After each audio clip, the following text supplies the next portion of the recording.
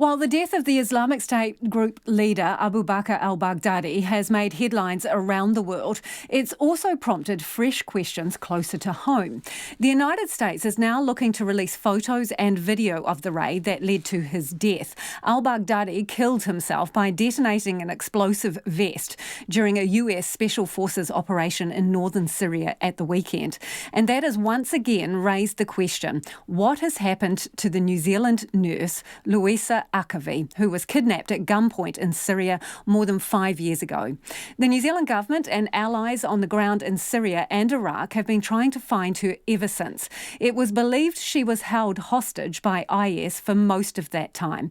Our political editor Jane Patterson joins us now from Parliament.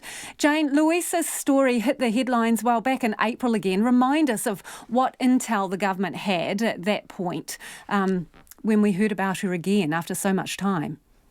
So back in April, the International Committee of the Red Cross, who was technically Miss Akavi's employer, went public against the wishes of the New Zealand government, I might say, because for years they had kept this story under wraps with the cooperation of media companies because they didn't want to put her life at risk. But at that point, we were able to report what had been known or thought to have happened to her or where she'd been seen.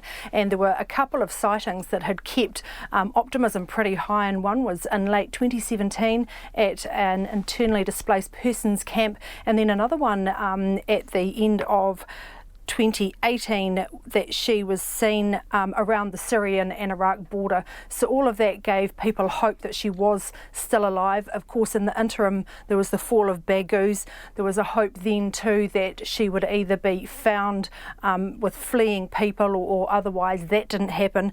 Now, a senior government source has said today that they have not given up hope that she's still alive, but basically with a complete absence of new information or any positive sightings in recent months, that hope is now dwindling. And so why in particular has the death of Abu Bakr al-Baghdadi brought her name up again? So one possible theory was that Miss Akavi was being kept close to al-Baghdadi because of her nursing background, and his death raised hopes that she might be found near him or in the vicinity. Again, the government source says so far there's no evidence that she was with him or anywhere near to him, but the government here is still asking questions of the US about any information that might be relevant to her. Now, as various events in Syria have unfolded, and the first one, or one of them being the fall of Baghouz, it's basically narrowed the options of what could have happened to her. There are still thousands of people in these camps. There is a very slight possibility that she could still be there, but that's really not something that seems to be under active consideration.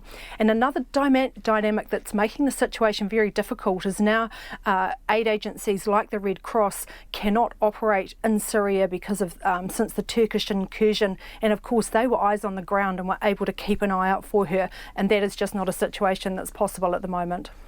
Thanks for the update. That's Jane Patterson there joining us from Parliament.